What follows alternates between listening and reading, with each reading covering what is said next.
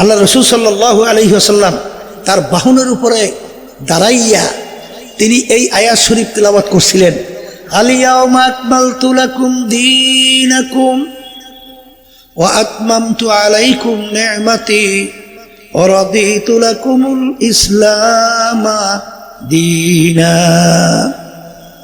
সুবহানাল্লাহ। আল্লাহ রসুল সাল্লাল্লাহু আলাইহি ওয়াসাল্লাম বলেন, আজকের এই দিন ইসলাম বা দিন পরিপূর্ণ হয়ে গেল।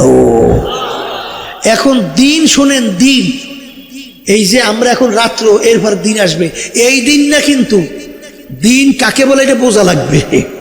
শোনেন, সাহাবায়ে কেরামরা মজলিসে বসা, ওমর ফারুক রাদিয়াল্লাহু তাআলা আনহু ওই মজলিসের ভিতরে ছিলেন।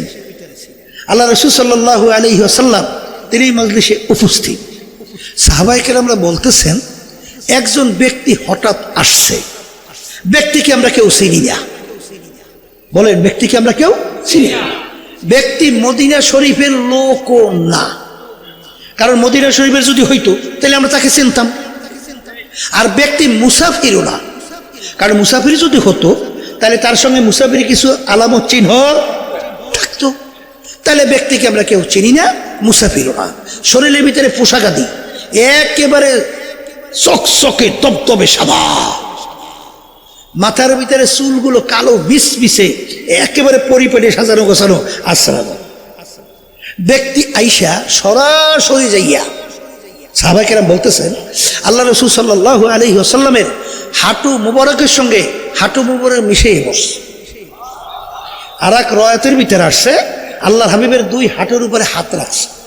আচ্ছা, এখন সাহাবায়ে কেরাম বলেন, আমরা আশ্চর্য হয়ে গেছি, এই ব্যক্তি কে?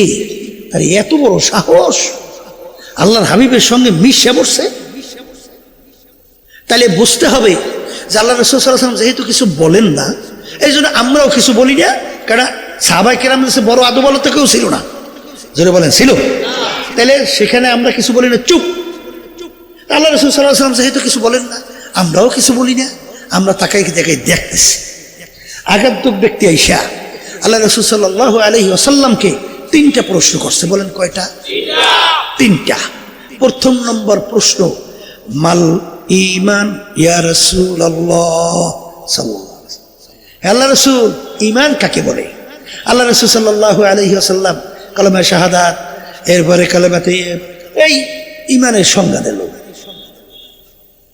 আগান্তক প্রশ্নকারী উত্তর শোনার পরেই তিনি বলতেছেন, সাদাকাতা ইয়া রাসূলুল্লাহ। আল্লাহ রাসূল, আপনি সত্যি ঠিকই বলছেন। সাহাবায়ে কেরাম বলেন, আমরা আশ্চর্য হয়ে গেলাম। প্রশ্ন করে প্রশ্নকারী কেন? না জানলে জানার জন্য। কি প্রশ্ন করে? কিসের জন্য? জানার জন্য। যে জানার জন্য প্রশ্ন করলো, সে আবার উত্তর শূন্য বলতেছে আপনি ঠিকই বলছেন। তাহলে বুঝতে হবে প্রশ্নকারী আগে থেকেই প্রশ্নের উত্তর জানে। এই জন্য আমরা আশ্চর্য। দ্বিতীয় প্রশ্ন, মাল ইসলাম ইয়া রাসূলুল্লাহ। আল্লাহ রাসূল, ইসলাম কাকে বলে? আল্লাহ রাসূল সাল্লাল্লাহু আলাইহি ওয়াসাল্লাম বিভিন্ন আমলের কথা বললেন, নামাজ, রোজা, হজ, যাকাত সহ এই যে আমলগুলো আছে না, এই আমলের কথা বললেন। হুজুর ঠিকই বলছেন। তিন নম্বর প্রশ্ন, মাল ইহসান ইয়া রাসূলুল্লাহ। হে আল্লাহর রাসূল, ইহসান কাকে বলে? আল্লাহ রাসূল সাল্লাল্লাহু আলাইহি ওয়াসাল্লাম বলেন, আনতা আবুদাল্লাহ কাআন্নাকা তারাহ ফা ইল্লাম তাকুন তারাহু ফা ইন্নাহু ইয়ারাক। এমন ভাবে তোমরা আল্লাহর ইবাদত করো, গোয়াকে মনে হয় যেন তোমরা আল্লাহকে দেখতেছো। ওই অবস্থা ভিতরে তৈরি না হলে অন্তত এতটুকু খেয়াল করো, যদিও নাকি আমার আল্লাহকে দেখি না, আমার আল্লাহ তো আমাকে দেখে। তাহলে ইবাদতের ভিতরে অবস্থা কয়টা? বলেন দুইটা। কয়টা? কয়টা? বলেন একটা। বলেন আল্লাহকে, গোয়াকে কেমন জানি দেখতেছি, অথবা আল্লাহ আমাকে দেখতেছে। হাদিস সহিহ না গায়রে সহিহ? হ্যাঁ, অনেকে তাজকিয়া নফসের ব্যাপারে গুরুত্ব নাই। তাজকিয়া নফস ছাড়া ওরা মানুষ হয় না, কুত্তা শিয়াল শুয়ারের চোখ খারাপ হয়। তার বাস্তবতা হলো এই কোরআনুল কারীমের অবমাননায় যখন মুসলমান সন্তান যখন এর প্রতিবাদে যখন আওয়াজ তুলছিল, তখন এই মানুষ নামের জানোয়ারগুলো এদের বুকে গুলি করে দুনিয়া থেকে বিদায় করলো। এরা কি মানুষটা কুত্তাশি আর শুয়ারের চেয়েও খারাপ? কি জোরে বলে কথা ঠিক না বে ঠিক? আমার বাজানদেরকে বলবো, এই আত্মশুদ্ধি এটাও কিন্তু ফরজ। বলেন, এই আত্মশুদ্ধি ছাড়া মানুষ হয়? বলে হুজুর তা কেমন? ওমর ফারুক রাদিয়াল্লাহু তাআলা আনহু প্রথম অবস্থায় কি ছিল? কাফের না? আসতে বলে কাফের না? কাফের না? আচ্ছা, এই শুধু কাফের না, কাট্টা কাফের। কারণ আল্লাহ রাসূল সাল্লাল্লাহু আলাইহি ওয়াসাল্লামের মাথা মোবারক কাটার জন্য 100 লাল উট পুরস্কার দেবে ঘোষণা করছিল না কাফেররা? তখন কেউ সাহস পেয়েছে?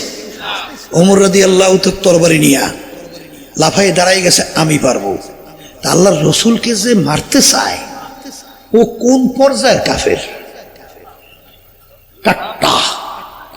এই জোরে বলে কথা ঠিক না ঠিক? এই ওমর ফারুক রাদিয়াল্লাহু তাআলা আনহু যখন তরবারি নিয়ে রওনা করছে, পথের মধ্যে কি ঘটনা আছে আমরা অনেকেই জানি না। এরপরে আল্লাহ রাব্বুল আলামিন তার এমন পরিবর্তন ঘটাইছে, ওই তরবারি নিয়েই সর্বপ্রথম ইসলামের পক্ষে নারায়ে তাকবীর স্লোগান দিয়ে রাস্তায় নামছিল না? কি বলছিল? কাফেররা, আমি মুসলমান হয়ে গেছি, স্ত্রী যদি বিধবা করতে চাও, সন্তান যদি এতিম করতে চাও, তাহলে আমি ওমরের সামনে আস, আমি ওমর মুসলমান। আচ্ছা বলেন তো, একটু আগে যখন আল্লাহ রসুলকে কতল করার জন্য রওনা করছে, এই তখন তার চক্ষু ছিল 2টা, এখন মুসলমান হওয়ার পরে চক্ষু এখন 4টা। হাত ছিল 2টা, এখন হাত কি 5টা? কয়টা? পাও, অন্য অন্য অঙ্গ প্রত্যঙ্গ আগে যা ছিল তাই আছে। তাইলে কোন জায়গায় পরিবর্তনটা হইল? তাহলে একটা জায়গায় পরিবর্তন হয়েছে, কথা বলে না? আর ওই জায়গাটা পরিবর্তন না হইলে বেহেশতে যাওয়া যাবে না। ও কি আসতে কয় নাই? ওই জায়গায় পরিবর্তন না হলে বেহেশতে যাওয়া, ওই কথাটা শুনে অনেকে আছে বেকায়দা লাগছে। শোনেন, আল্লাহ রাব্বুল আলামিন বেহেশতে যাওয়ার পর শর্ত লাগাইছে না? কি লাগাইছে? ইল্লা মান আতাল্লাহা বিকলবিন সালিম। আয়াত শুনাইছি না কি শুনাইছি? আসতে বলে আয়াত শুনাইছি। এই ওই যে আত্মশুদ্ধিওয়ালা কলব, ভালো কলব, পরিচ্ছন্ন কলব ছাড়া আমার পবিত্র জায়গা বেহেশতের মধ্যে হবে না। তাহলে আত্মশুদ্ধিও কি যেরকম লাগবে? আবার বলে লাগবে লাগবে। এখন আল্লাহ রাসূল সাল্লাল্লাহু আলাইহি ওয়াসাল্লামের মৌলিক 4টা কাজ নিয়ে আসছে। কয়টা? বলেন, মুখস্থ করেন।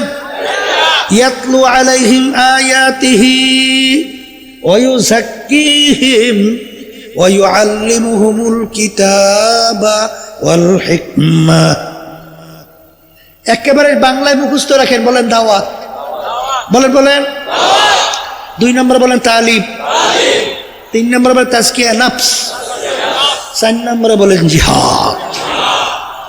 একটা বাদ দিলে আর কিন্তু মুসলমান পুরা হইতে পারেন না। দাওয়াত লাগবে না? তালিম লাগবে না? এই ব্যাখ্যা দিলে সময় লেগে যাবে অনেক। শোনেন, দাওয়াতটা দিলে দিন সবার মানুষ বুঝবে কেমনি? এই যে বিগত দিনে সরকার ইসলামের দাওয়াত যেন বাচ্চারা না পায়, এই জন্য শিক্ষা সিলেবাস থেকে ইসলামী শিক্ষা সব উঠেই দিচ্ছে। আসতে বলে সেখানে ঢুকাইছে নাস্তিকদের শিক্ষা। কি নাস্তিকদের শিক্ষা? দারুইন থিওরি দিছিল মানুষ নাকি আল্লাহ সৃষ্টি করে নাই, মানুষ নাকি সৃষ্টি হয়েছে বানর থেকে। এইটা বাচ্চাদেরকে শিক্ষা দিচ্ছে। কথা বলেন না কেন? আচ্ছা, তাহলে দাওয়াত লাগবে না? এখন দাওয়াত দেওয়ার পরে ইসলামে কি কোনো কাজকর্ম নাই?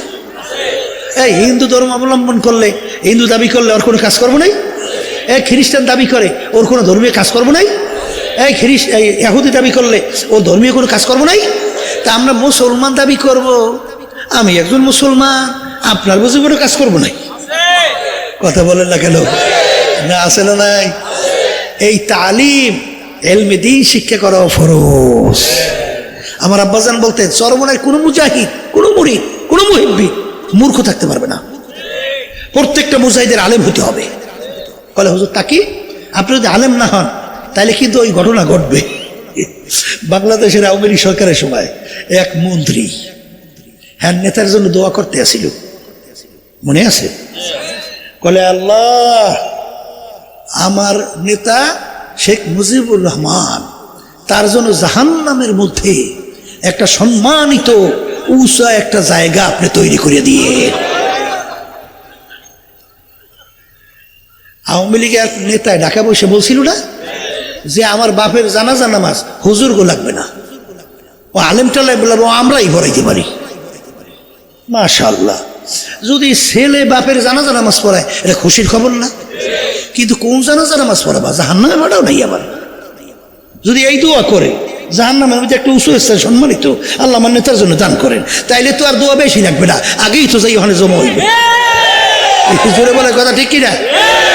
এই আরবি অক্ষরে কিন্তু টানের ভিতরে অর্থ পরিবর্তন হয়ে যায়। এর ভিতরে টানের মধ্যে অর্থ পরিবর্তন হয়ে যায়। যেমন লা ইলাহা ইল্লাল্লাহ, আল্লাহ বাদে কেউ মাবুদ নেই। লা যদি নাটাই না বলেন তাহলে অর্থ আসবে আল্লাহ ছাড়া আরো অনেক মাবুদ আছে। আউযু বিল্লাহি মিন যালিক। তাহলে আরবি অক্ষরে টানে কি হয়? অর্থ পরিবর্তন হয়। এই জন্য আলেম হওয়া লাগবে। তলাবুল ইলমে ফারিজাতুন আলা কুল্লি মুসলিম, প্রত্যেকটা মহিলা পুরুষ তাদের ইলমে দ্বীন শিক্ষা করা ফরজ। কথা ঠিকই না?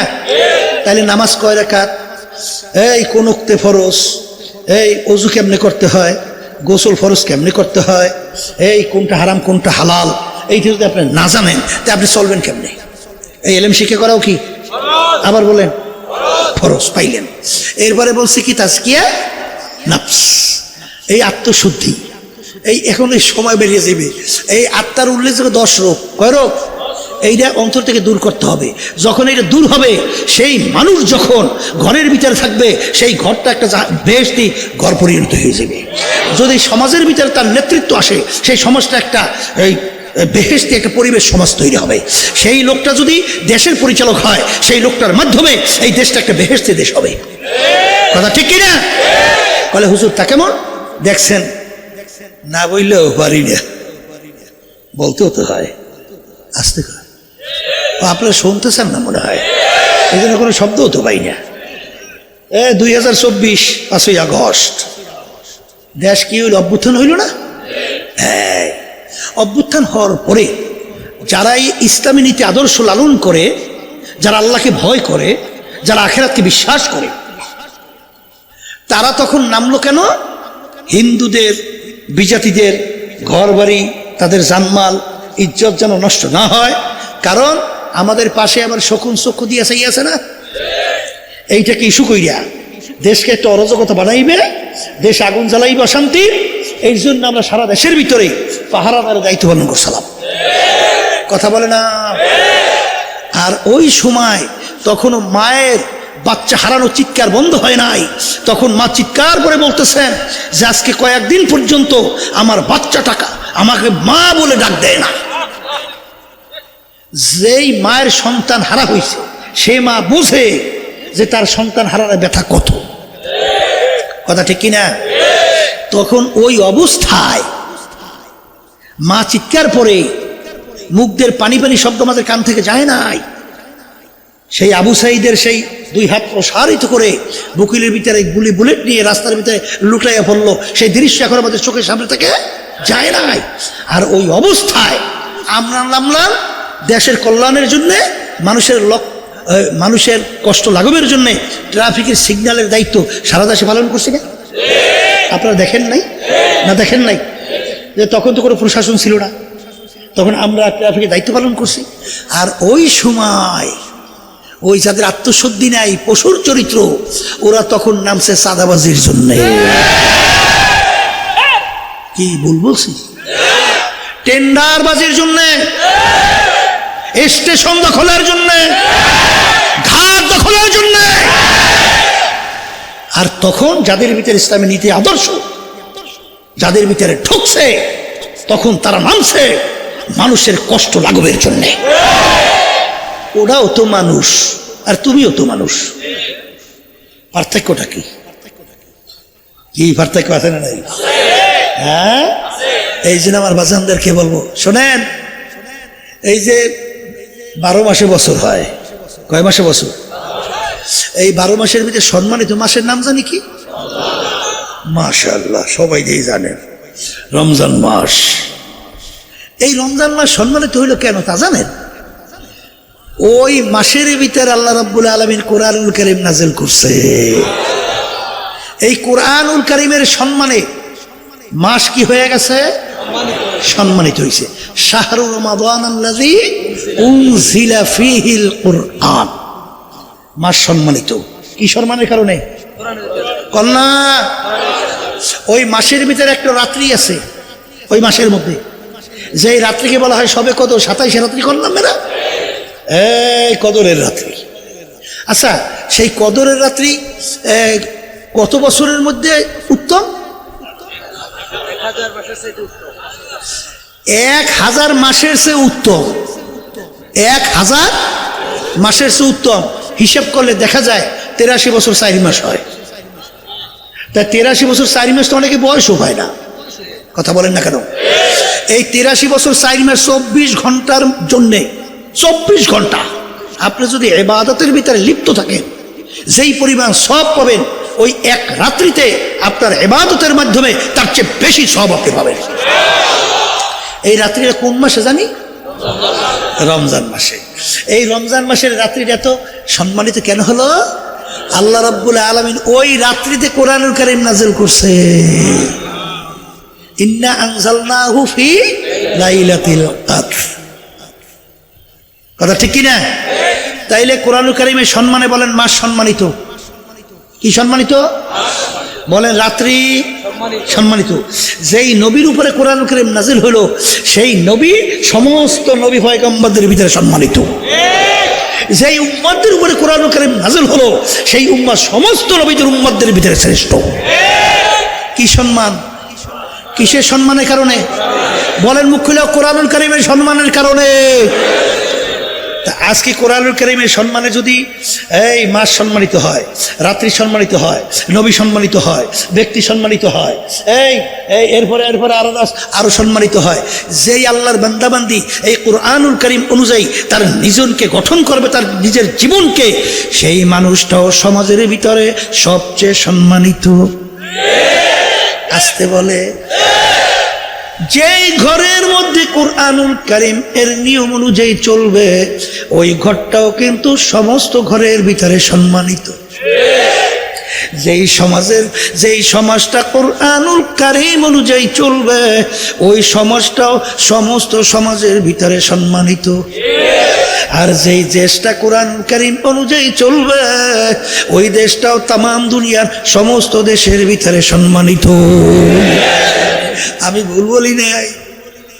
আসতে বলে, এই কোরআনুল কারীম নাজিল হয়েছিল মুহাম্মাদুর রাসূলুল্লাহ সাল্লাল্লাহু আলাইহি ওয়াসাল্লাম। জানা আছে? অক্সফোর্ড বিশ্ববিদ্যালয় নাম শুনছেন? খ্রিস্টানরা প্রতিষ্ঠিত করছে অক্সফোর্ড বিশ্ববিদ্যালয়। তামাম দুনিয়ার ভিতরে উল্লেখযোগ্য দুনিয়ামুখী শিক্ষা প্রতিষ্ঠান অক্সফোর্ড বিশ্ববিদ্যালয় একটা। কথা বলে না? এই অক্সফোর্ড বিশ্ববিদ্যালয় যারা প্রতিষ্ঠিত করছে, তারা দুনিয়ার সৃষ্টির পরে 100 মনীষীর নাম তারা একটা বই আকারে লিপিবদ্ধ করছে। কত মনীষী?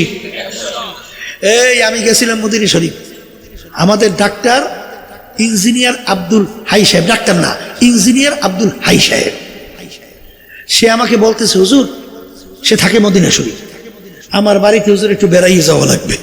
মানে আপনি আসছেন, আমাদের বাড়িতে বেড়াইতে যেতে হবে। তা ঠিক আছে যাবো। গেলাম ইঞ্জিনিয়ার সাহেবের বাসায়। যাওয়ার পরে ওই বইটা আমার সামনে নিয়ে আসে বলতেছে, হুজুর বইটার নাম দেখেন তো কি? আমি বললাম যে বইটার নাম তো দ্য 100। বেশ, বলে হুজুর বইটা একটু উল্টে দেখেন তো, এই প্রথম নামটা কার? লেখছে কারা? বলেন বিজাতিরা, দুনিয়া সৃষ্টির পরে। সেই প্রথম নামটা দেখি তার নাম হলো মুহাম্মাদুর রাসূলুল্লাহ সাল্লাল্লাহু আলাইহি ওয়াসাল্লাম।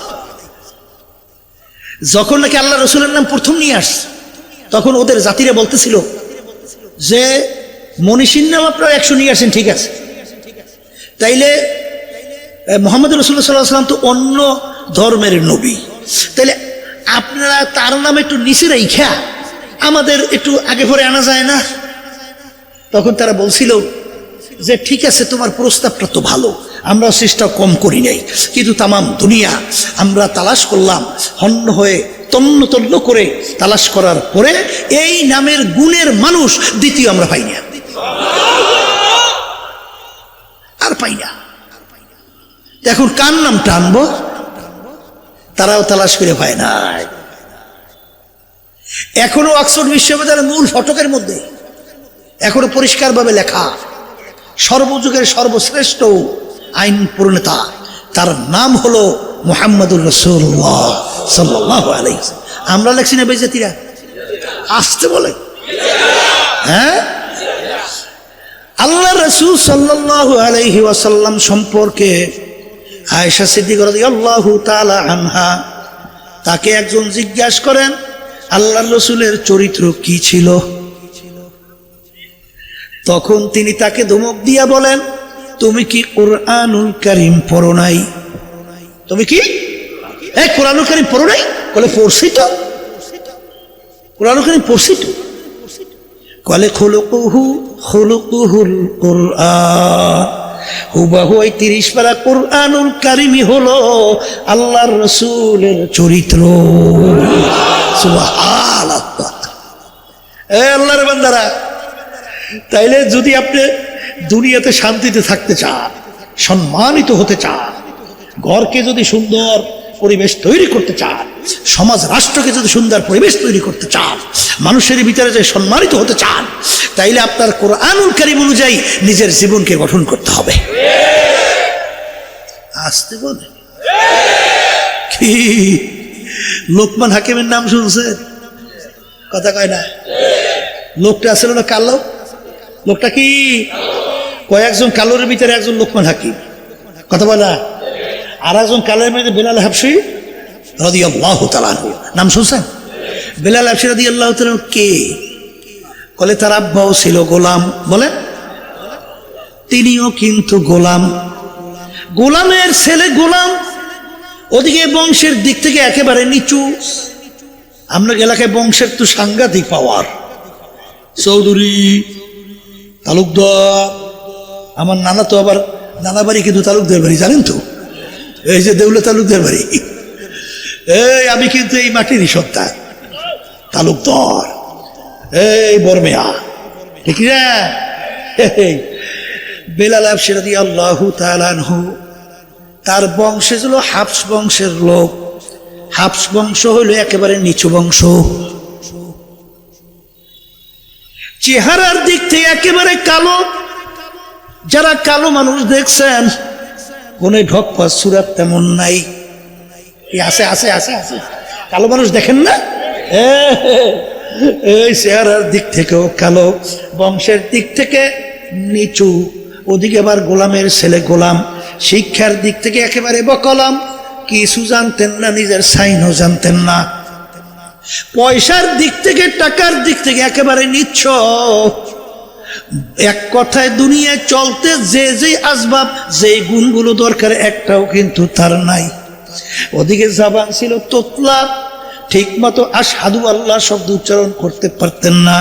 জবান থেকে বের হইতে আশহাদু আল্লাহ ইলাহা ইল্লাল্লাহ। কোন গুণ আছে? আসতে বলে কোন গুণ আছে? কোন গুণ আছে? কোন গুণ আছে? আল্লাহ রাসূল সাল্লাল্লাহু আলাইহি ওয়াসাল্লাম সবে মেরাজে বেহেশতে যখন দেখার জন্য গেলেন, বেহেশতের ভিতর থেকে খরমের আওয়াজ পাওয়া যায়। জিজ্ঞাসা করে, ভাই জিবরাইল, বেহেশতের ভিতরে কিসের খরমের আওয়াজ? হারে জিবরাইল আলাইহিস সালাম বলে, হে আল্লাহর রাসূল, আপনার বেলালের খরমের আওয়াজ পাওয়া যায়। আল্লাহু আকবার। আল্লাহ রাসূল সাল্লাল্লাহু আলাইহি ওয়াসাল্লাম সর্বপ্রথম বেহেশতে ঢোকার আগে কেউ ঢুকতে পারবে? আসতে বলে তো। আল্লাহ রাসূল সাল্লাল্লাহু আলাইহি ওয়াসাল্লাম যেই বাহনের উপরে থাকবেন বেহেশতে ঢোকার জন্য, সেই বাহনের রশিটা থাকবে বেলাল হাবশী রাদিয়াল্লাহু তাআলা আনহুর হাতে। আল্লাহু আকবার। এই আমার মালিকের কাছে বেলাল হাবশী রাদিয়াল্লাহু তাআলা আনহুর কেমন সম্মান! আল্লাহু আকবার। দুনিয়ার দিক থেকে তার কেমন সম্মান! ওমর ফারুক রাদিয়াল্লাহু তাআলা আনহু অর্ধেক দুনিয়ার মতো দেশের রাজত্ব করছিল, বাংলাদেশের মতো প্রায় 200 দেশের রাজা। যখন তিনি মজলিসের মধ্যে বসে থাকতো, আহারে বেলাল হাবশী রাদিয়াল্লাহু তাআলা আনহু যখন মজলিসের ভিতরে ঢুকতেন, তখন ওমর ফারুক রাদিয়াল্লাহু তাআলা আনহু সম্মান সূচক শব্দ ব্যবহার করতেন, সাইয়েদানা বেলাল, আমাদের সর্দার বেলাল আসছে।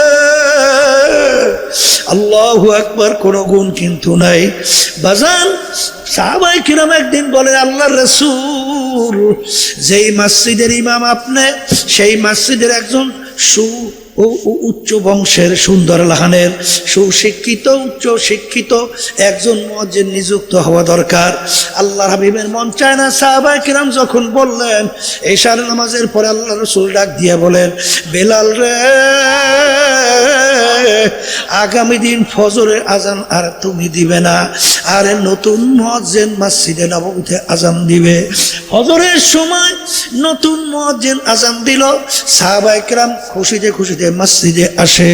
ওদিকে বেলাল হাবশী রাদিয়াল্লাহু তাআলা আনহু হাঁটে আর আকাশের দিকে তাকায়, আর দুই হাত মালিকের দিকে উঠাইয়া দু চোখের পানি ছাইরা করুণ সুরে ডাক দেয়, মালিক, গোলাম জাদা গোলাম তুমি আমাকে বানাইলা, নিচু বংশের তাও তুমি বানাইলা, শিক্ষার দিক থেকে বকালাম তাও তুমি বানাইলা, পয়সার দিকে নিচ্ছ তাও তুমি বানাইলা, জবান তোতলা তাও তুমি বানাইলা, চেহারা অসুন্দর তাও তুমি বানাইলা, সব করলা তুমি, আর তোমার হাবিবের মসজিদের মুয়াজ্জিনের বরকত থেকে মাহরুম হইলাম আমি। আমার মালিক বেলালের কান্দনে মালিকের হারে রহমতের দরিয়া জোশ বাইরে গেল। পরদিন ফজরে নতুন মুয়াজ্জিন যখন আজান দেয়, আল্লাহর হাবিব মসজিদে মেম্বারে বসা, সাহাবায়ে কেরাম উপস্থিত। আল্লাহর হাবিব বলেন, একটু অন্ধকার পরিষ্কার হবে, নামাজ আদায় করব। সময়ের পর সময় যায়, অন্ধকার পরিষ্কার হয় না। জিবরাইল আলাইহিস সালাতু ওয়াস সালাম হাজির। আল্লাহর হাবিব বলেন, ভাই জিবরাইল, অন্ধকার কেন পরিষ্কার হয় না? জিবরাইল আলাইহিস সালাতু ওয়াস সালাম বলেন, হে আল্লাহর রাসূল, আপনার মসজিদের মধ্যে আজকে কেন ফজরের আজান হয় না? ও ভাই জিবরাইল, কি বলো? আজকে তো অন্যান্য সময়ের চেয়ে আরো সুন্দর আজান হয়েছে। তখন আল্লাহ জিবরাইল আলাইহিস সালাতু ওয়াস সালাম বলেন, হে আল্লাহর রাসূল, প্রতিদিন আপনার এই মসজিদের আজান মাওলার আরশ থেকে শোনা যায়। আহারে, ফেরেশতারা জবাব দেয়, কিন্তু আপনার মসজিদের আজান আজকে আমার মালিকের আরশে পৌঁছে না। বেলালকে ডাইকে নিয়ে এসে আজান দেওয়ার, অন্ধকার নালে পরিষ্কার হবে না, এই হলো বেলাল। তার সম্মান কেন? কোরআনুল কারীম অনুযায়ী নিজের জীবনকে গঠন করার কারণে। জোরে বলে কথা ঠিক না ব্যাঠি? বড় মেয়ারা, বড় বংশে, ধনী, সম্পদের মালিক, ক্ষমতা সম্পন্নরা কি করতেছে? দুনিয়া চক্ষু খোলা পরীক্ষার হল। ডাকাইতের দলের সর্দার। কোন সর্দার? পাওয়ার কত! ওরে পাওয়ার! দলীয় লোক কোনো অন্যায় করলে অনেক সময় গুলি করেও মারে না।